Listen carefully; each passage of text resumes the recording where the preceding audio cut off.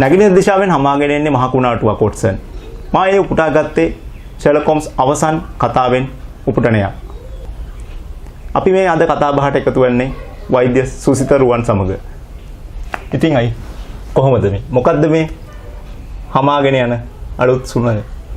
අලුත් නෑ. අතට මීට අවුරුදු 90කට කලින් අප අතරින් විය වූ ආතර් කොනන් ඩොයිල් ඔහුගේ අවසාන ෂර්ලොක් හෝම්ස් නවකතාවෙන් 1917 වසරේ පළ වූ His Last Bow කියන අවසාන ෂර්ලොක් හෝම්ස් කෙටි කතාව අවසන් වන්නේ වොට්සන්ට අනුතුරු අඟෝලා ඔබ කී පරිදි නැගෙනහිරින් දරුණු නැගෙනහිර සුළඟක් හමා එනවා. an east wind is coming. හරි කියලා. ඉතින් ඒක නේ අනුතුරු අඟුවට ඒ අවස්ථාවේදී වොට්සන් තේරෙන්නේ නැහැ මේ මොකද්ද මේ කියන්නේ කියලා.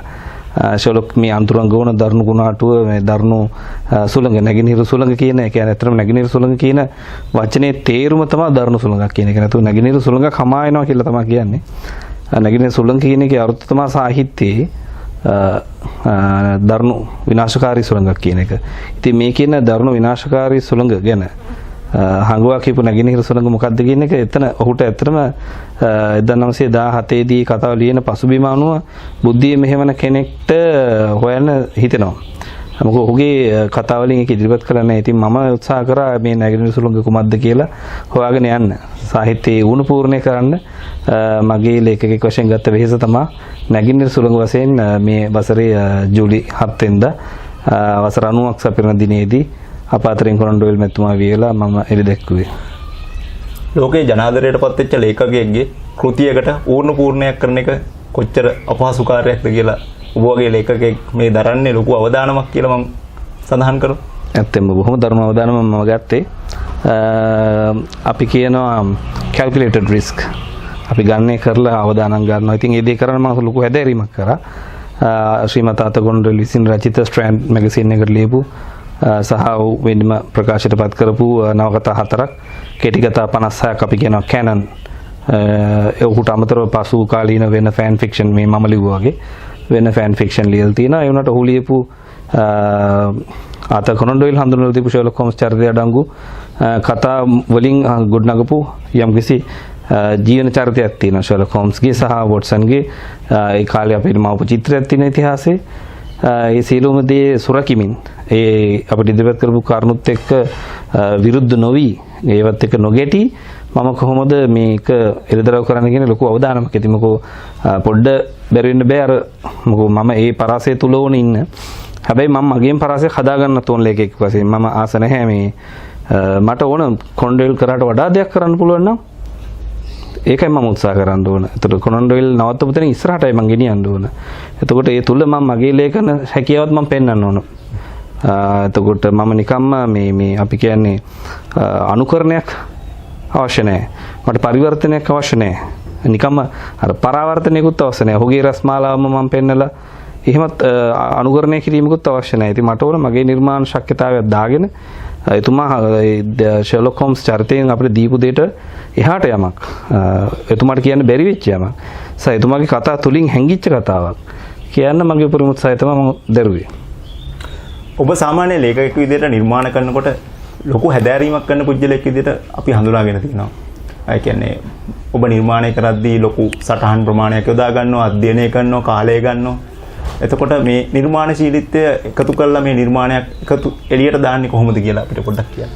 ඒක ඊටාම සැලසුම් සහගත කටයුත්ත. ඇත්තටම මම කතාවක් ලියන්න ඇත්තටම යන්නේ මට හැමතිස්සෙම හැමෝම කියද්දි පුදු වෙන සතියෙන් දෙකෙන් පොත ලිව්වා කිව්වහම. ඒනට අර ඔබ කිව්වා වගේ අවුරුදු ගානක් තිස්සේ හදාරනවා මම. අවුරුදු ගානක් තිස්සේ සැලසුම් කරනවා ලියන්නේ මොනවද කියලා. ඒතර ඒ පරිච්ඡේදයට මොනවද කියන එක සැලසුම් කරන්න සෑහෙන කාලයක් යනවා. එතකොට ඒක නිර්මාණයේ උපරිම මට්ටමට මම සැලසුම් කරාට පස්සේ තමයි ඒක ලියන්න ගන්නෙ. එතකොට ලියන්න ඇත්තටම කිසිම අපහසුවක් නැහැ. මොකෝ මුළු කතාවම ඇවිල්ලා ඉවරයි. මම මුළු කතාවම අවසානයේ දක්වාම හිතලා ඉවරලා ලියන්න ගන්න. මගේ හැම කතාවම එහෙමයි.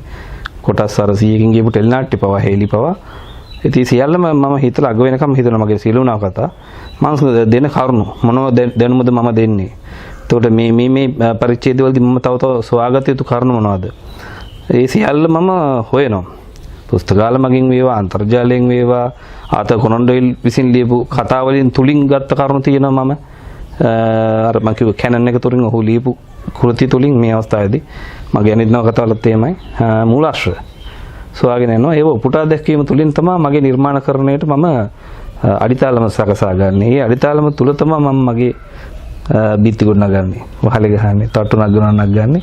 එතකොට අර අඩිතාලම ශක්තිමත් කරගන්න මම සෑහෙන වෙහසක් ගන්නවා. මොකෝ ඒ තුල තමයි මගේ නිර්මාණයේ තියෙන සාර්ථකත්වය රඳා පවතින කියලා මම විශ්වාස කරනවා. ඒක මම හැමතිස්සෙම විශ්වාස කරන දෙයක් මගේ පාඨකයෝ මට වඩා බුද්ධිමත් කියන එක. ඉතින් මම හැමතිස්සෙම උත්සාහ කරනවා ඒ බුද්ධියට ආමන්ත්‍රණය කරන බුද්ධියට ආමන්ත්‍රණය කරන නවකතා ලියන ත්‍රාසජනක නවකතා කරන ලේඛකෙක් විදියට මම හඳුන්වා ගන්න කැමතියි. මම උත්සාහ කරන්නේ ඒක මම විවිධ ශාන්තරු ගියත් බුද්ධියට ආමන්ත්‍රණය කරන ත්‍රාසජනක කියන මගේ ශාන්තර කොටස මගේ හැමතුණුම තියෙනවා. විද්‍යා ප්‍රබන්ධ වේවා, ඓතිහාසික වේවා, අනාගතවාදී වේවා, වර්තමානයේ ගැන වේවා මම ඔය ලියලා තියෙන හැම අංශෙම දැන් ෂර්ලොක් හෝම්ස් මේ සියල්ල තුළම බුද්ධියට ආමන්ත්‍රණය කරන ත්‍රාසජනක නවකතා ශානරය අපි කියන ඉන්ටෙලිජන්ට් ත්‍රිලර් ෆික්ෂන් කියන එක තුල තමයි මම මේව කරන සයන්ස් ෆික්ෂන් වේවා හිස්ටොරිකල් වේවා ෆියුචරිස්ටික් වේවා සයිබර් පන්ක් එතකොට science fiction hard fiction soft science fiction ඔය ටික මම හැමතිස්සෙම මේ කලවම් කරන්නේ ඔය තුල ඉඳගෙන. ඉතින් මේ බුද්ධියට ආමන්ත්‍රණය කරන්න නම් අපි යම්කිසි විද්‍යාත්මක පදනමක ඉන්න ඕන, කරුණු රැස් කිරීමක් කරන්න ඕන, ගවේෂණයක් කරන්න ඕන, රිසර්ච් එකක් කරන්න ඕන. ඒක මම හැමතිස්සෙම විශ්වාස කරන දෙයක්. ඒ තුලින් අර අපේ ස්ථාවරත්වයක් ලබන නිර්මාණකරුවෙක් විදිහට ඉස්සරහට යන්න. ඒ නිර්මාණ පරිචය ලබා ගන්න ඉතින් අර වෙහස අනිවාර්යයෙන්ම ගන්න ඕන. ඔව් ඔබේ නිර්මාණශීලීත්වය ගැන කතා කරනකොට මට මතක් වෙනවා චීන උණ ගහේ කතාව. ඒ සෑහෙන කාලයක් යනවා එක දළුවක් පොළවෙන් උඩට මතුවෙන්න. ඒ වුණාට ඉතා ඉක්මනින් මහා වෘක්ෂයක් බවට පත් වෙනවා. ඒ වගේ ඊටම සැලසුම් සහගතව නිර්මාණයේ සම්පූර්ණ සැලසුම සකස් කිරීමෙන් පස්සේ ඊටම කෙටි කාලයක් තුළ පොත රචනා කරලා ඉවර කරනවා. මේක නේද ඔබ කියන්නේ? ඔව්. මම කියන අපේ තාක්ෂණිකව කියන ස්ටෝරි බෝඩින් කියනවා. ඒ කියන්නේ යම්කිසි කතාවක් අපි පියවර වශයෙන් දක්වනවා. දැන් පරිච්ඡේද 60කට කඩනවා නම් පරිච්ඡේද ඒ කොයි පරිච්ඡේද කොයි කරුණු ලියවෙනවද කියලා මම දන්නවා කලින් ලියන්න කලින්. සමහරවිට එහෙම හැපීම් වෙනවා. එතකොට මේ දේවල් වලදී රිසර්ච් කරන්න ඕන දේවල්. දැන් උදාහරණයක් විදිහට අපි කියමුකෝ යම් කිසි දෙයක් මම මේ පොත ගැන කියන්නේ නැතුව ස්පොයිල් කරන්නේ නැතුව රාවණා මෙහෙම ගැන ඒකේ හොටන් තැන්න ගැන ලියනවා. මම හොටන් තැන්න ගැන හොයන්න ඕන. හොටන් තැන්නේ භූවිෂමතාවයේ තියෙන ගස් ඒ පරිසරය හොයන්න ඕන. දැන් හොන් රාවණා මෙහෙම දෙක ගැන කිව්වොත් මම මුහුදයට තියෙන කතාවක්. කිමිදුම. ඉතින් මට මම පීනන්න බැරි මිනිස්සෙක්. ඒත් මම කිමිදුම ගැන පොතක් ලිව්වා. මම කිමිදුම ගැන හදාarලා වීඩියෝ බලලා කිමිදුම් කාර්යය හම්බ වෙලා කතා කරලා අද්දකින් බෙදාගෙන ඒ හරි තාක්ෂණයේ තියෙන මොකෝ ඇත්තට කිවිදෙන්න පුළුවන් කිමිදුම් කරුවෙක් මේ පොත කියවොත් ඒ hina වෙනව නැත්තම්. එහෙම නොවෙන්න මම ලියන්න ඕන.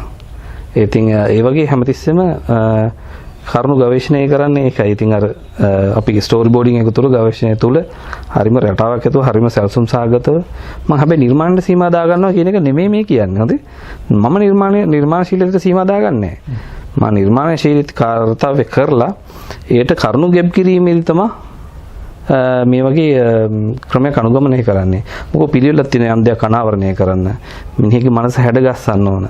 හැඩගස්සලා අපි ගෙනියන්න ඕන නිර්මාණය තුළින්. ඒ කියන්නේ අපි හිතමුකෝ අපි කතාවක ක්ලයිමැක්ස් එකේදී අගදී එළිදරව් කරන්න මූලික කරුණකට මනස මුලින් ඉඳන් අපි හැඩගස්සගෙන යන්න ඕන.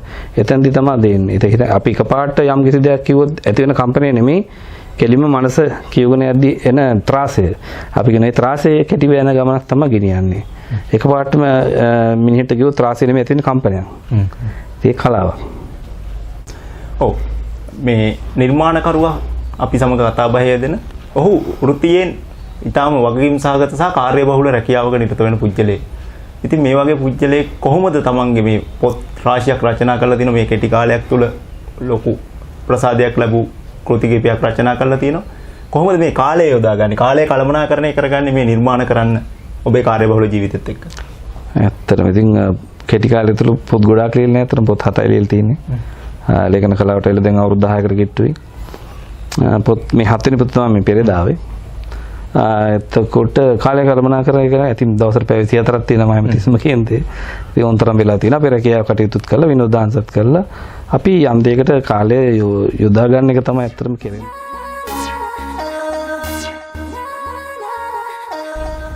ලේඛකයෙකුට සම්මාන කියන්නේ කොයිතරම් දුරට උත්ප්‍රේරකයක්ද? සෑහෙන හොඳ උත්ප්‍රේරකයක් ඉතින් සම්මානය කියන එක. ඔබ ඔය කියන්නේ අර ලොකු උත්සවයක් පවත්වලා අතට දෙන කොට කෑල්ල නම් ඒකත් එක සම්මානයක් විතරයි. ලේඛකයට සම්මාන කියන දේවල් ගොඩාක් තියෙනවා. ජනතා සම්මානය කියලා හඳුන්වනවා. එතකොට ඔය රාජ්‍ය සම්මාන තියෙනවා, සාහිත්‍ය සම්මාන, සහතික, ඒ සියල්ල සම්මාන. එතකොට සමහර විට මිනිස්සෙක් අපි කියමු මෙසෙන්ජර් එකෙන් අයියෝ වගේ පොත හොඳයි කියලා එවන එක පවා එකත් සම්මානයක්. Facebook post එකකින් පාඨකයෙක් දැම්මොත් පොත ගැන රිවිව් එකක්, ඒකත් සම්මානයක්. ඉතින් මම මේ සියලු දේ සම්මාන වශයෙන් ගන්නවා. එතකොට රාජ්‍ය සම්මානයක් ලැබෙනවා කියන එක පවා ඉතින් වටිනවා. මේ හැම දෙන්න සියලුම ආකාරයේ සම්මාන මම හිතන්නේ හැම ලේඛකයකට මට විතර නෙවෙයි හැමෝටම දිරිගැන්වීම. සම්මානයක් කියන්නේ යම්කිසි කරපු දේ යැගීමක් නේ.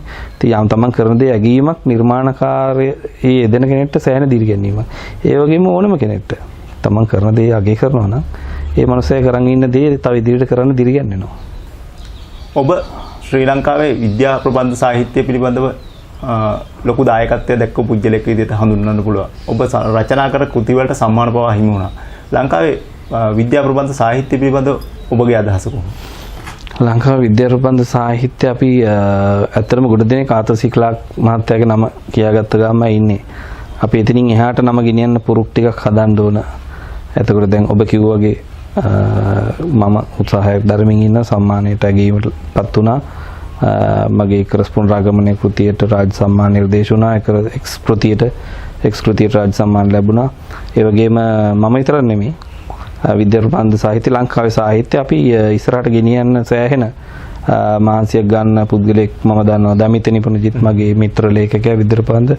ඔහු දෙවරම්ම රාජ්‍ය සාහිත්‍යයෙන් සම්මාන ලැබුවා අය. ඉතින් ඒ වගේ අපි ඉන්නවා තව කට්ටිය. ඉතින් හරි සතුටුයි මේක සහෘද යන්න අතර අපි අතරේ ඇත්තටම සුහද තරංගයක් තියෙන්න ඕන. එතකොට තමයි අපි හැමතිස්සෙම දැන් මායි දමිතයි කතා වෙන්නේ. අපි අතරේ තරංගයක් තියෙනවා අපි හොඳ දේ මිනිස්සුන්ට දෙන්න. ඉතින් අපි හැමතිස්සෙම කතා වෙනවා මේ දේවල්. ඒ වගේ මම හිතනවා අනිත් විද්‍යා ප්‍රබන්ධ ලියන දක්ෂ අය ඉන්නවා. ඉතින් අපි හැමතිස්සෙම අතසිකලාක් මහත්තයා අතර විදේශිකයෙක් ඇවිල්ලා ලංකාවේ හිටපු. එතකොට අගෞරව කරනවා නෙමෙයි. අපි දේශීය විද්‍යා ප්‍රබන්ධ ක්ෂේත්‍රයේ ලේඛකයන්ගේ අනාගතයේ අපි සුබවාදීව දකිනවා. මම මගේ පෞද්ගලික වැඩ කොටස මම ඉෂ්ට කරනවා. මම දන්නවා දමිතත් ඉස්සරහට ඉෂ්ට කරයි කලින් කරා වගේ. මේ වගේම අපි නම් වශයෙන් නොකියුවත් තව බොහෝ දෙනෙක් කියන සුබවාදී ලක්ෂණ මට පේන්න තියෙනවා. අපි බලමු ඉස්සරහට යන ගමන හොඳයි. ඒ කියන්නේ මේ විද්‍යා ප්‍රබන්ධ සාහිත්‍ය මේ දේශීය මුහුණුවරකින් දේශීය පසේ පැල කරන්න උත්සාහයක් දරනවා කියන එක නේද ඔබ අදහස් කරන්නේ මේ කියලා?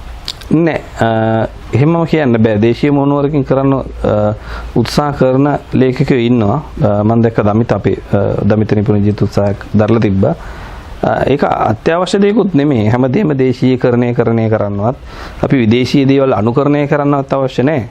අපිට ඇත්තටම විද්‍යා සාහිත්‍ය කියන එක ඉස්සරහට ගෙනියන්න ඕන. දේශීයත්වයවත් විදේශීයත්වයවත් නෙමෙයි. විද්‍යාව කියන්නේ විශ්වීය භාෂාවක් නේ. ඒක දේශීය විදේශීය කියලා දෙන්නේ. ඒකට විද්‍යා ප්‍රබන්ධය කියන්නේ විශ්වීය සාහිත්‍ය කලාවක්. එතකොට අපිට ජාතියකට ලෝකයක එක තැනකට කොටු වෙන්න බෑ. එතකොට සාහිත්‍යකරණයේදී සමහර විට අපි සිංහල භාෂාවෙන් ලියන හින්දා සිංහල ලේඛකයාට සමීප වෙන්න ඇතැම් උත්සාහයන් ලේඛකයෝ දරනවා. ඉතින් මම කියන්නේ එහෙම නෙමෙයි. අපි විද්‍යා සාහිත්‍යයට තමයි අපි ලේඛනය සපයන්නේ විද්‍යා ප්‍රබන්ධ පාඨකයාට. හැමෝටම අපි සමහර විට ඉතින් අපි හොඳ කෘතියක් නම් ඉංග්‍රීසි භාෂාවෙන් පළවිය හැකි දෙයක් වෙන්න ඕන. සිංහල භාෂාවෙන් ලියනවා. ඒක සිංහල භාෂාවට පරිවර්තනයක් වශයෙන් මිනිස්සු ගොඩක් ඔය කෘති නාවෙත් ඇත්තටම මේ සිංහලෙන් මිනිස්සු රස විඳින්නේ. ඒක ඉංග්‍රීසි භාෂාවට සීමා නොවි ඒ දේ ගිහින්ද පරිවර්තනය කරන්න පුළුවන් වෙච්ච දෙයක්. ඒ කියන්නේ මේක විශ්ව භාෂාව. මිනිසුන් බුද්ධියෙන් උත්ප්‍රේරණය කරන නිර්මාණයක් තමයි විද්‍යා ප්‍රබන්ධය කියන්නේ. අනිත් සාහිත්‍යයට වඩා වෙනස් වෙන්න යන්නේ එතනදී විද්‍යා ප්‍රබන්ධය. ඉතින් බුද්ධිය උත්ප්‍රේරණය කරන විශිෂ්ටාචාර ඉදිරියට ගෙනියන්න උත්තේජනය කරන සාහිත්‍ය විද්‍යා සාහිත්‍ය. අනිත් සාහිත්‍ය ඇත්තටම මිනිසුන්ගේ රසාස්වාදය සහ සමාජ දැනීම ගැන කියවෙන සාහිත්‍ය කියන්නේ. විද්‍යා සාහිත්‍ය ඇත්තටම තමයි ශිෂ්ටාචාර ඉස්සරහට යන්නේ. ඉතින් මේකට බුද්ධිමය ප්‍රේරණයක් කරන්න නම් අපි යම්කිසි භාෂාවකට හෝ ජාතියකට රටකට සීමා වෙලා බෑ. අපි යන්න ඕන අනාගතවාදීව. මාතේ දැන් තියෙනවා නැගෙනහිර සුළඟ කෘතිය. මේ කෘතිය නිකුත් වුණේ සර් ආතර් කොනන් ඩොයිල්ගේ මරණයෙන් වසර 90කට පසුව ජූලි මාස 7 වෙනිදා. මම නිවැරදි නම් ජූලි මාස 7 වෙනිදා. 7 වෙනිදා. මම මේ පොත අතේ තියාගෙන ඔබෙන් ප්‍රශ්නයක් අහනවා. ශ්‍රී ලංකාවේ පාඨක ප්‍රජාව ඉතා ආදරයෙන් වැළඳගත් ෂර්ලොක් හෝම්ස් චරිතය තුලින් ඔබ ප්‍රතිනිර්මාණය තුලින් උත්සාහ කරන්නේ මේ ඉමහත් වූ පාඨක ප්‍රජාව වෙත ලංවීමේ උපක්‍රමශීලී වෑයමක්ද? මට ඇත්තටම පාඨක ප්‍රජාව තුළින් ලං වෙන්න අමුතුවෙන් වෑයම් කරන්න ඕනේ නැහැ. ඇත්තටම දැන් අවුරුදු 10ක් තිස්සේ ලේඛන කලාවේ නිරත වෙලා මම ශානර දැන් මගේ ඇත්තට මේ 7 වෙනි පොතත් එක්ක මේ පොත් 7 විතියක්. ඒක මගේ හැටියක්. මම කරන්නේ මම මෙහෙමයි. දැන් ලංකාවේ ලේඛකයෝ ඉන්නවනේ ගොඩක්. හැමන්සෙක්ම ලේඛකයෝ ඉන්නවා. මම වෛද්‍ය වෘත්තියේ යෙදෙන ගමන් මම ලේඛන කලාවට ආවේ දැනුම් බෙදා හරින්න. පළවෙනි අඩිය තිබ්බේ. ඒතර හැබැයි මම ඒ මාතෘකාවට විතරක් රාවණා කියන සහ අතීතයේ ඉතිහාසය කියන මාතෘකාවට විතර සීමා වෙන්න හිතාගෙන ආපු ගමනක් නෙමෙයි. එතකොට මම යම්කිසි එක්කාසු කරගත්ත දැනුමක් තිබ්බ ඒක දුන්නා. එතකොට මම නිර්මාණ සාහිත්‍ය දිගටම නිරත වෙද්දි මට තේරුණා මේ පියවරෙන් පියවර දැන් රාවණා මෙහෙම කෘතියත් මම කිව්වා අර පෙර කිව්වා වගේ දෙවෙනි කොටසේදී මටම අභියෝගයක් කරගත්තා. මාසයි මටම අභියෝග කරගන්න. මට මේ සාහිත්‍යයේ වෙන කවුරුත් එක්කවත් ගැටීමක් අභියෝගයක් නැහැ. මට ඕන මම අභියෝගයක් වෙලා මගේ නිර්මාණ මම රස විඳින්නේ මම ලියන එක. නිර්මාණ කර්තව්‍යයේ නිරත වීම තමයි මට රසය. දැන් පාඨකෙක් වශයෙන් ඔබට රසය පොත කියවලා රස විඳින එකනේ. මට මගේ පොත කවදාකවත් කියවලා රස විඳින්න බෑනේ. මට කුතුහලයක් නැහැනේ. දැන් ඇත්තටම මං හරි ආස දෙයක් ඉතින් මේ කට්ටිය පොතේ හොඳ කියලා රිවිව් එකක් එහෙම දැක්කම මට හරි ආසයි ඉතින් පොත කියවන්න. මං ඉතින් අනේ පොත අතර ගන්න ඔය වෙලාවට මගේ පොත කියලා නැහැ. ඉතින් කියව ගන්න බෑ ඉතින් මට ආසයි කියවන්න. ඉතින් මම මේ පාඨකයොත් එක්ක අර ඔබ කිව්වගේ මුහු වෙන්න කරපු කූට උපක්‍රමයක් නෙමෙයි. මම මේ එහෙම උපක්‍රමයක් තියෙන ඇත්තටම පාඨකයෝ අල්ලගන්න අර එකම ශාන්රෙන් ලියන්න ඕන. එකම කතාව, එකම ජාතිය කතාව ලියන ලේඛකයෝ ඉන්නවනේ මම ඒගොල්ලන්ට ගෞරව කරනවා නෙමෙයි. ඒගොල්ලෝ හදන්නේ තමන්ගේ රසය දීලා තමන්ගේ පූල් එකෙන් එන්නේ වැඩි කරගන්න එක. ඇත්තටම මම කරන්නේ මේ මෝඩ වැඩක් ඇත්තටම. ඔය ඔබ කියන ආකාරයේ දෙයක් නෙමෙයි ඇත්තටම. මට එහෙම පාඨකයෝ අල්ලගන්න ඕන නම් මම එකම ආකාරය මට රාවණා ගැනම ලියලා ඉන්න තිබ්බා. එහෙම මට ලොකු පිරිසක් හැදෙන්න තිබ්බා. දැන් මම උනට ඒ වුණ වේගෙන් ලිව්වේ විද්‍යා ප්‍රබන්ධ සාහිත්‍ය ගැන අනාගතවාදී නිකොලා ටෙස්ලා ගැන. එතකොට මාරායනී දාම ක්‍රියාකාරී අපරාධ මනෝවිද්‍යාව ගැන. එතකොට කෘතියේ අනාගතේ වෙන්න පුළුවන් වෙන ග්‍රහ ලෝකයක ආගමනය නිසා සෞර ග්‍රහමාණ්ඩය ඇති වෙන කැළඹීම. මිනිස්සු කොහොමද ඒකට මුහුණ දෙන්නේ? මේකට එකක් හාත්පසින්ම වෙනස් කතාවක්. දැන් මේ ෂර්ලොක් හෝම්ස් නව කතාවක්. එතකොට දැන් හිතන්නකෝ රාවණා කියන ප්‍රපංචය වටා එකාසු වෙන පාඨකයෝ ටික මට හැලෙනවා. මාරායනේ දාම මිනිමරුවෙක් ගැන පොතක් දැම්මම. ඒතර ඒ කට්ටිය හැරෙනවා මම එක්ස්කෘතිය ගැන අගතෙන් එන මේ ග්‍රහ ලෝකයක් මේ එන විනාශයෙන් බේරෙන්න කොහොමද කියලා. ඒතර ෂර්ලොක් හෝම්ස් පොතක් දැම්මම ඒක තවත් වෙනස්. ඇත්තටම පාඨකයන් මම ඇත්තටම මේ හදාගෙන ඉන්නේ නෙමෙයි ඇත්තටම පාඨකයන් නැති කර ගැනීමක් තමයි මේ කරන්නේ. මට මොකෝ මෙහෙම නෙමෙයි විවිධ පාඨක පිරිස් ප්‍රජාවන් අමතකයේ ඇමතීමක් මම කරනවා. එතකොට එක පාඨක ප්‍රජාවක් ගොඩනගා ගැනීමට වඩා මට ඇත්තටම පාඨකයන්ට වඩා මට ඕන සාහිත්‍යයේ ඇත්තටම මම අරමුණු කරන්නේ සාහිත්‍යයේ යම් මට කරන්න පුළුවන් හිදස් තියෙනවද කියලා බලන එක. මම අවංකව මම කරන දේ මට යම්කිසි දෙයක් කරන්න බෑ. ඉතින් රාවණා මෙහෙම ලියද්දි මට හිතුනේ ලංකාවේ ඉතිහාසය ගැන නොලී වෙච්ච දෙයක් මම දැනුමක් වශයෙන් උකාගෙන තියෙනවා. මම මේ කොහොමද මිනිසුන්ට දෙන්නේ? ඒක නවකතාවක් වශයෙන් දුන්නා. ඒ වගේම තමයි මෙතන ෂර්ලොක් හෝම්ස් කෘතියක් ලියද්දී ෂර්ලොක් හෝම්ස් පරිවර්තන ඇත්තටම ඉදිරිපත් කරනවා අපේ ලේඛකයෝ. එතකොට ෂර්ලොක් හෝම්ස් කෘති තියෙනවා. ෂර්ලොක් හෝම්ස් පරිවර්තන අපේ සිංහල පරිවර්තකයෝ බොහෝ දෙනෙක් කරලා තියෙනවා. එතකොට ස්වතන්ත්‍ර ලංකාවේ ගොඩක් දෙනෙක් කරලා නැහැ කවුරුත් මම හිතන්නේ. මම දැනට කවුරුත් කරලා නැහැ.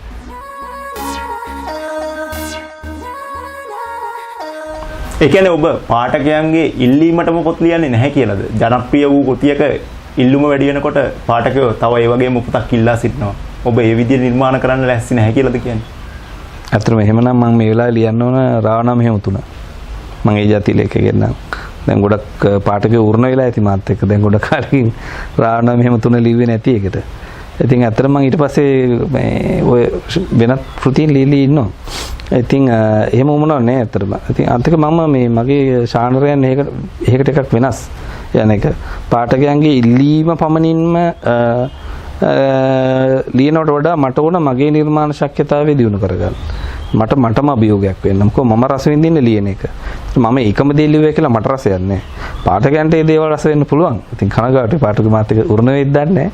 හැබැයි මම ඒ කාරණා මොනවත් හිතන්නකෝ දැන් මම රාවණා මෙහෙම තුන ලිව්වත් එතකොට රාවණා මෙහෙම තුන බලාපොරොත්තු වෙන පාඨකයොත් ඒකෙන් පින වෙනවා. හැබැයි මම වෙනස් විදිහකට තමයි ලියන්නේ. පළවෙනි පොත ලියපු ආකාරයටත් දෙවෙනි පොත ලියපු ආකාරයටත් නෙමෙයි. මම ඊටාම ආකෘති වෙනස් කරන මොකෝ ලියීමේ රසයක් තියෙනවනේ මට ලේඛකෙක් වශයෙන්. ඔබටම අභියෝග කරගන්න ලේඛකෙක් කියලා ඔබම කියා සිටිනවා. ඔව්. ඉතින් ඇයි ඇත්තටම මට අභියෝගයක් තමයි අවශ්‍ය. ඒක මම ලියන්නේ මට වෙන රැකියාවක් තියෙනවා, වෙන ජීවිතයක් තියෙනවා. මම කිව්වේ මේක විනෝදාස්වාදයේ මම ආසයි අභියෝගයක් කරගන්න. නිර්මාණකරණය තමයි මම රස විඳින්නේ. විනෝදාස්වාදයේ ඒක. ඉතින් එකම දේ ලියුවොත් ඒක නීරස වෙනවා ඇත්තටම. මම ආස නැහැ එහෙම නීරස විනෝදාංශයක යෙදෙන්න. ඔබේ මේ නිර්මාණ දිවිය ආරම්භය ගැනත් ඔබ කුඩා කාලේ සිට නිර්මාණ වල යෙදුණාද? මේ කොහොමද මේ ඔබ ලේඛකයෙක් විදිහට එළියට ආවේ කොහොමද කියලා අපිට පොඩ්ඩක් කියන්න. මතකයකට පාසල් ගිහපු අය, දාම් පාසල් ගිහපු අය, මගේ පාසල් දාම් පාසල් සහගේ ගුරුවරු දන්නවා මගේ පොඩි කාලේ මම පොඩි කාලේ ඉඳන්ම ලේඛන කලාවේ නිරත වෙච්ච කෙනෙක්. අපි කියනවා දැන් පාසල් වල ගද්‍ය රචනා, පද්‍ය රචනා, කතික තරඟ, විවාද තරඟ හැම දෙයකටම වගේ ලියලා ප්‍රථම ස්ථාන අරන් තියෙනවා. රංගපාලා, නාට්‍ය කරලා. ඒක ගොඩ දෙනෙක් නොදන්න දෙයක්. ඉතින් හැමෝම හිතන්නේ ડોක්ටර් කෙනෙක් කොහොමද ලේඛකයෙක් වුනේ කියලා. අතට මම ඒ කාලේ ඉඳන්ම ලේඛකයෙක්. හැමදේම ලිව්වා, කෙටි කතා. මම සෑහෙන ලියපුවා තියෙන පොඩි කාලේ පළ කරලා නැහැ.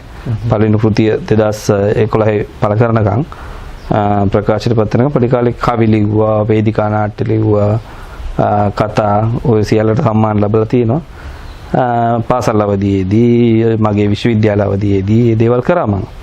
ඒ අවධියේදී පවා සම්මාන සාහිතික ලැබුවා තියෙනවා. ඉතින් ඔබගේ පළවෙනි කෘතිය පළ වෙනකම්ම ඔබගේ නිර්මාණයක් මුද්‍රිත මාධ්‍යයක පළ වුණේ නැද්ද? මුද්‍රිත මාධ්‍යයකින් ප්‍රකාශයට පත් වෙලා නැහැ. මුද්‍රණය කරා ඇත්තටම අර උසස් පෙළ ව්‍යාපෘතියට ප්‍රොජෙක්ට් එකට පවා මම කරත් කෙටි කතා සංග්‍රහයක්. මම විද්‍යා ශිෂ්‍යයෙක් වෙදී රාජකීය විද්‍යාලයේ බයොලොජි ජීව විද්‍යාංශයෙන් කරද්දී පවා අර සාහිත්‍ය ප්‍රොජෙක්ට් දෙකක් කරන්න එපා. සමූහ ප්‍රොජෙක්ට් එකයි තනියම ප්‍රොජෙක්ට් එක මම තනියම කරේ කෙටි කතා සංග්‍රහයක් කරපු එක. ඒක ඉතින් ප්‍රකාශනය කරේ නෑ. ප්‍රොජෙක්ට් එකට බාර දුන්නා. කොපීස් දෙකක් තුනක් ගැහුවා. අම්මට තාත්තට දෙන්න, යාළුවන්ට කියවන්න දෙන්න සහ ඉස්කෝලේට බාර දෙන්න. ඔබ නිර්මාණයක් ඉදිරිපත් කිරීමේදී සැලසුම් කරන ආකාරය පිළිබඳව කලින් සඳහන් කරා. අපිට ඒ ගැන තව පොඩ්ඩක් විස්තර කරන්න පුළුවන්ද? මෙහෙම යම්කිසි මාතෘකාවක් ගැන, යම්කිසි ප්‍රස්තුතයක් ගැන අපි මම නිර්මාණය කරනවා කියලා හිතාගත්තාම උදාහරණයක් විදිහට මේ පොතම ගමුකෝ අපි එකක්. ෂර්ලොක් හෝම්ස් ගැන මම නවකතාවක් ලියද්දී මම කරුණු හොයන්න ඕන. එතකොට මම ජීවිත කාලයක් කරපු ගවේෂණ තමයි ඕනම දෙයකට මිනිස්සෙක් දාගන්නේ. ඊට අමතරව අපි වෙනමම මේ දෙයට ගවේෂණයක් කරනවනේ, යම් දෙයක් ලියනවා කියලා අරමුණු කරගත්තට පස්සේ එතකොට මම ලියන්නේ මොකක් ගැනද කියලා, ෂර්ලොක් හෝම්ස් කෘතියක් ලියනවා කියලා හිතනවට වඩා මගේ හිතට දුවන්න ඕන නිර්මාණ ආවේශය කියන එකක්. මම දැන් ඉඳගෙන මම ෂර්ලොක් හෝම්ස් කෘතියක් ලියනවා කියලා හොයලා රිසර්ච් කරලා ලියනව නෙමෙයි. මගේ ඔළුවට ආව ෂර්ලොක් හෝම්ස් කතාවක්. එතකොට යම්කිසි කතාවක් මගේ ඔළුවට ආවට පස්සේ මම ඒ කතාවට මගේ ඔළුවේ පැසවන්න හිතේ පැසවන්න ඉඩ දෙන මම මොකුත් ලියන්නේ නැහැ. හිත තුල කතාව ගොඩනගෙන අරනවා. චරිත වලට නිදහසේ සරන්න අරනවා. මම මගේ මනස තුලින් වසර ගණනක් ඕක රස විඳින්න ඉඩ අරනවා. මගේ එක්ස් නව කතාවත් එහෙමයි. විද්‍යා ප්‍රබන්ධය. එතකොට ඒක හිතේ පැසවන්න අරිනවා. එතකොට යම්කිසි කෙටි සටහනක් යොදා ගන්නවා ඇතැම් විට. එක්ස් කෘතියේදී මට මතකයි මම කුඩා කාල දුටු හීනයක්. ඉක්‍රස් එකත් එහෙමයි. කුඩා කාල දුටු හීනයක් ඇසුරෙන් හිතේ කතාව ගොඩනගෙන ඇරියා. දැන් ෂර්ලොක් හෝම්ස් කතාවේදී ඇත්තටම මම මගේ යාළුවෙක්ට ෂර්ලොක් හෝම්ස් කතාව කියප එක තාම තියෙනවා මගේ වොයිස් රෙකෝඩින්. මම මේ කතාව කියද්දි වොයිස් රෙකෝඩ් කරපු මුළු කතාවම තියෙනවා. ෂර්ලොක් හෝම්ස් කතාව නිකන් පාළුව යන්න යාළුවට මම කියපු කතාවක් වොයිස් රෙකෝඩින් ක්ලිප් එක තියෙනවා මං ගාව. ක්ලිප් දෙකක් තියෙනවා ඇත්තට මේ කතා කොටස් දෙකක්. මුල් කොටස දෙවෙනි කොටස වොයිස් රෙකෝඩින් එකේ. ඉතින් ඒ කතාවම පාළුවට ගිහම ඊට පස්සේ මම ඒක තුර තමයි ඩෙවලොප් කරේ කතාවේ.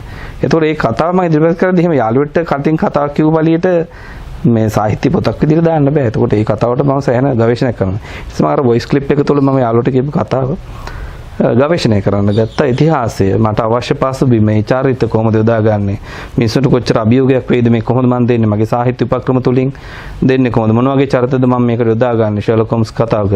ඒතර කොයි කාල පරාසයේද ෂර්ලොක් හෝම්ස් ජීවත් වෙච්ච කාලය තුලින් වශයෙන් සාහිත්‍ය අඩංගු වෙන. ඒතර මම කොහොමද ඒකට ප්‍රවේශය ලබා ගන්නේ, මේ සියල්ල මම සැලසුම් කරනවා අර කතාව තුල. ඊට පස්සේ ඒ තුල මම තවත් වෙනමම ගවේෂණය කළා. මම ආයෙත් මම හිතන්නේ ඔය මේ අතකොණ්ඩෙල් මහත්මයාගේ සියලුම පොත් නවකතා 4යි කෙටි කතා 56 ආයෙ කියවලා මම කලින් කියවලා තිබ්බ ඉස්සර. හැබැයි මේ කෘතිය ලියන්න කලින් මම ආයෙ කියුවා. ආයෙ කියවලා අර නිර්මාණ ආපේශය ආයෙ ගත්තා. එතුමා ලියු දේවල් ඔහුගේ ෂර්ලොක් හෝම්ස් චරිතය තුල ජීවත් වුණා. ඊට පස්සේ තමයි ආයෙ මම අර වොයිස් රෙකෝඩින් එක අහලා ආයෙ කතාවේ වෙනස් වෙනවා. දැන් අර මම වොයිස් රෙකෝඩින් එකේදී මම කියපු කතාව නෙමෙයි. ඊට පස්සේ මම අර වෙන් දාලා කතාව තව තව වැඩි දියුණු කර ගන්නවා. ඊට පස්සේ තමයි ඉඳගෙන රයිට් මම සියලු රිසර්ච් සාර්ථකයි කියලා හිතනවා. මම ඉතිහාසය ගැන ගවේෂණය 1982 වසර ගැන ඓතිහාසික සිද්ධි තියෙනවා මේ කෘතියක. දැන් ඔයගොල්ලන්ට බලන්න පුළුවන්. මේ මොනවද මේ ඔයගොල්ලෝ හිතුවේ නෑ. නැගිනහිර සුළඟ කියන එක ඇත්තටම ඓතිහාසික ඒ කාලේ සිද්ධ වෙච්ච සිද්ධි. ඒ දේවල් හොයලා බැලුවොත් මේ 82 ඇත්තට මෙහෙම එකක් වුණාද? මේ තැන මෙහෙම එකක් වුණාද? මේ විදිහේ මම දැන් කරුණු කියන්නේ. ඇත්තට ඒ වගේම තමයි මම ගන්නවා ෂර්ලොක් හෝම්ස් ගැන අතකොණ්ඩෝයි ලියපු කරුණු. අර කතා 56න් මගේ 82 කතාවට මම මොනවද ගන්න පුළුවන් කරුණු. අර කතාවට කොහොමද මගේ කතාව බැඳෙන්නේ? මොකෝ ඒ කැනන් එක ඇතුළට එතුමා ලියපු මුල් කෘති වල ඇතුළට මගේ කෘතිය කිඳා බහින තරමට පාඨකයාගේ මනසටත් මේක මුල් බැස ගන්නවා. මුල් කෘති වලින් කියලා තියෙනවා ෂර්ලොක් යම් යම් මෙන්න මේ සිද්ධි වුණා කියලා.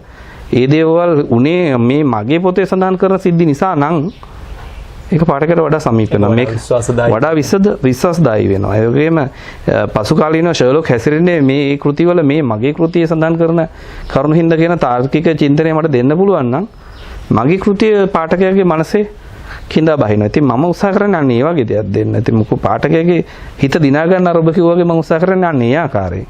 එතකොට මම හදන්නේ පාඨකයාට නොදැක්ක පැත්තක්. ෂර්ලොක් ගුණ දැක්ක ගත ගුණ නොදැක්ක ඉතිහාසයක්. එතකොට සහ ෂර්ලොක් හෝම්ස් අර මුල් කෘතිවල කරුණු මේ කෘතියේ අඩංගු වන ආකාරය ගැන පාඨකයාට පුදුමයක් දෙයිනේ.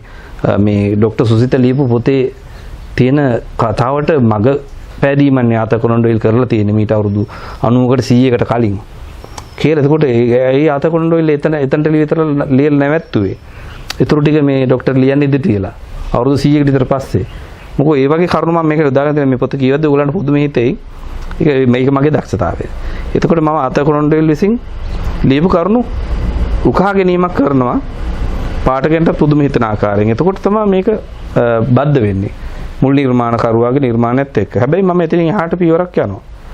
ඒ අද්දි මම හැමතිස්සෙම අර ඔහුගේ නිර්මාණය මතම පිහිටාගෙන ඒකම අවශෝෂණය කරගනිමින් ගෙනියන ගමනක් කරනවා මේක මේ පුරුද්දමින් තැන් තැන් වල. එතකොට තමයි මේ පාඨකයාට මේක විශ්වසනීය වෙන්නේ. ඒක තමයි දැන් මම කියන්නේ ඒක ආකාරය පරීක්ෂණය තුළ ඊට පස්සේ මම යොදා ගන්නවා මගේ නිර්මාණ ශක්්‍යතාවය. මොකද මම දැන් අවුරුදු 6ක් තිස්සේ පොත් 7ක් ලියලා පොත් දෙකක් පරිවර්තනය කරලා තව දෙකක් පරිවර්තනය කරමින් ඉන්න මේ දවස්වල. එතකොට මම යම්කිසි නිර්මාණ පරිචයක් මම ලබා ගන්නවා. එතකොට නිර්මාණශීලීත්වය මම ප්‍රගුණ කරපු දෙයක් ඒ දේ දෙනවා.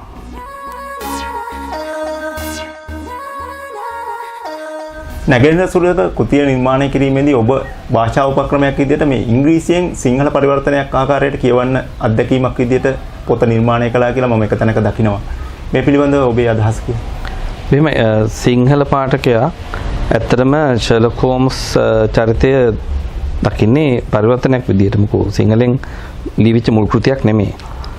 විවිධ පරිවර්තකයෝ මේ ෂර්ලොක් හෝම්ස් චරිතය පරිවර්තනය කරන්න උත්සාහ කරාට අවිවාදාත්මකවම ලංකාවේ සාර්ථකම පරිවර්තකයා චන්දන මෙන්ඩිස් මහත්මයා.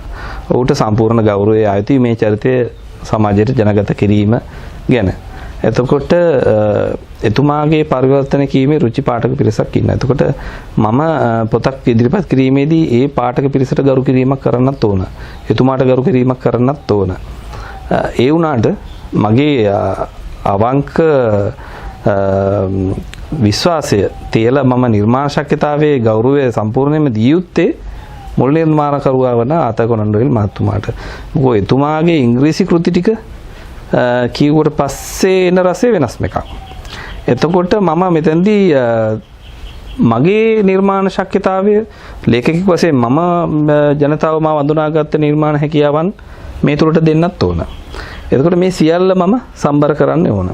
එතකොට මම මේ ඇත්තටම අර ටික අභිබවමින් මගේ නිර්මාණකරණය ගේන එක තමයි අනිවාර්යයෙන්ම ලේඛකෙක් වශයෙන් කළ යුත්තේ. සමකරන උත්සාහ කරත් ඒ දේ කවුරුත් මත යැපෙන එක නෙමෙයි. එතකොට මම අතකොණ්ඩොයිල් මහතාගෙන් මේ දේ චරිත අරගෙන ඔහු බිහි කරපු අමරණීය ෂර්ලොක් හෝම්ස් චරිතය ලබා ගත්තට මම ඔහුත් නොකියපු කතාවක් කියන්නයි උත්සාහ කරේ.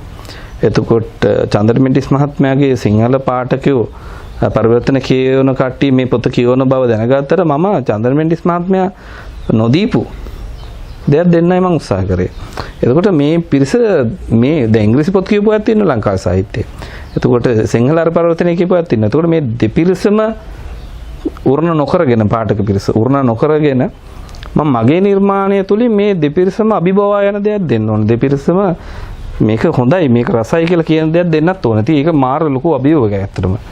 ඉතින් මම ඒ අභියෝගයට ගියේ අර ඔබ කියපු ක්‍රමයට. මේ දෙකම බැලන්ස් වෙන්න නම් සම්බර වෙන්න නම් මම මගේ දක්ෂතාවය මම ඇත්තටම දැන් මම ඉංග්‍රීසියෙන් හිතලා අපිට මේ පරිවර්තන රසය ගන්න එක පුළුවන්. මම ඒක ප්‍රගුණ කරේ මම ඔක ඇත්තටම මගේ එක්ස් නව කතා කරන ආකාරයේ ඒක විද්‍යා ප්‍රබන්ධයක් පරිවර්තනයක්ද කියලා හිතන ගානට මොකෝ ඇත්තටම මේ මුළු ලෝකේ පුරා කතාවක් ඒකේ තියෙන්නේ.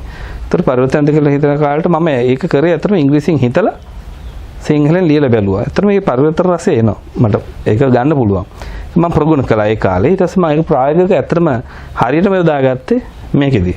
දාරපතර රාජ්‍ය සාහිත්‍ය හම්බුණා සම්මාන. ඒ වුණාට මෙතනදී මට ඒක සෑහෙන වැදගත් වුණා. මොකෝ මේක ඇත්තටම ප්‍රායෝගිකව කළ යුතු දෙයක්. මොකෝ අතකොණ්ඩේල් මහත්මයාගේ කෘති සිංහලෙන් පරිවර්තනයක් වශයෙන් පමණයි ජනගත වෙලා තිබ්බේ. එතකොට මට ඉංග්‍රීසියෙන් හිතමින් හැමතිස්සෙම මේ මම හරි ආසයි ඒක ඇත්තටම හොඳ නිර්මාණ ව්‍යායාමයක්. මම කිව්වේ නිර්මාණය කරන්නේ තමයි රසය කියලා. එතකොට මට ඒක රසයක්. මගේ ඇත්තටම පොත් දෙකක් ඔළුවේ දුවනවා. ඉංග්‍රීසි පොතක් මගේ හිතේම ඇවෙනවා. ඉංග්‍රීසියෙන් කතාව හිතනවා. ඒකට ඒක මම ඉංග්‍රීසියෙන් ලියද්දි අතෙන් එළියට එන්නේ සිංහලෙන්. පරිවර්තනයක් වශයෙන්. එතකොට ඒ රසය එනවා. මම ඔගොල්ලෝ බලද්දි තේරෙන්නේ නැති. මම මේ කියනන්නේ ඔගොල්ලෝ කියද්දි රස තේරෙන්නේ නැති. පරිවර්තනයක් කියනවා කියලා තමයි ගොඩ දෙනෙක් හිතන්නේ. දැන් ඒක එක්ස් එකටත් කිව්ව කට්ටිය. මේකටත් කිව්වොත් ඒ පරිවර්තනය වගේ සුතන්ත්‍ර නවකතා. මේ උත්සාහය ඇතුලේ පොත ජාත්‍යන්තරයට යෑමේ උත්සාහයකුත් ඔබට දරන්න පුළුවන් නේද? ඉංග්‍රීසි භාෂාවට මේ පොත ගෙනියන්න අදහසක් තියෙනවා. බලමු ලංකාවේ පාඨකයෝ අතර ජනප්‍රිය වුණොත් ජාත්‍යන්තර පාඨකයන්ට ලබා දෙන්න උත්සාහ කරන්න පුළුවන්කමක් තියෙනවා. ඇත්ත. අපි උනට අපි බලමු ලංකාවේ සාර්ථක වේද කියලා සුබ බලාපොරොත්තුවක් තියෙනවා. අපි බලාපොරොත්තු සාර්ථක වුණොත් අපි ජාත්‍යන්තරේ ජය ගන්න උත්සාහ කරමු.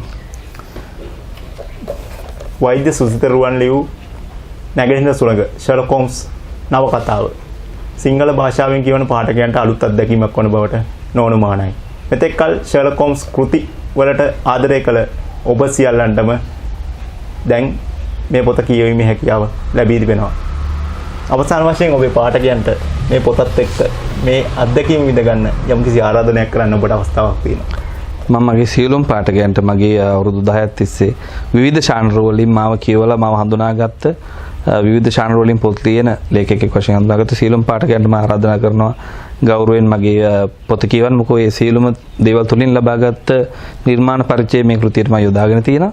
ඒ වගේම සියලුම ෂර්ලොක් හෝම්ස් පාඨකයන්ට පරිවර්තන වේවා ඉංග්‍රීසි භාෂාවෙන් වේවා ආතකොණ්ඩේල් මහත්මයා විසින් මේ නිර්මාණය කරපු අමරණීය ෂර්ලොක් හෝම්ස් චරිතය වටා ගොඩනැගෙන ෂර්ලොක් හෝම්ස් පාඨක පිරිසක් ඉන්නවා. සියලුම දෙනාට ආරාධනා කරනවා මගේ කෘතිය කියවා රස විඳින්න කියලා K-Books ප්‍රකාශකයන් වෙතින් දැන් පොත ප්‍රකාශයටපත් වුණා ජූලි 7 වෙනිදා. ඉදිරි නුදුරු සති කිහිපෙදීම සියලුම රටේ ප්‍රසිද්ධ පොත්හල් වලින් මෙම කෘතිය ලබා ගන්නට පුළුවන්. සියලුම දෙනාට ආරාධනා කරනවා සුපුරුදු පරිදි මගේ පොත කියවා ඔබේ අදහස් දක්වන්නට කියලා. මම දන්නවා ඔබ ආදරය කරන චරිතයක් ෂර්ලොක් හෝම්ස්. මම ඒට උපරිම සාධාරණය ඉෂ්ට කරා කියලා මම විශ්වාස කරනවා. එම කෘතිය කියවා ගුණදොස් දක්වන්න කියලා මම ඔබෙන් සියලු දෙනාගේම ගෞරවයෙන් ඉල්ලා සිටිනවා. ස්තුතියි. පොත් කියවන්න කලින් පොත් බලන්න. මේක තමයි අපේ රසාලිප්ත සංවාදයේ තේමාව. මේ වගේම අලුතෙන්ම නිකුත් වෙන පොතක රචකයෙක් සමග කරන සංවාදයක් සමගින් නැවත හමු වෙන තුරු ඔබෙන් සමු ගන්නවා. බොහොම ස්තුතියි.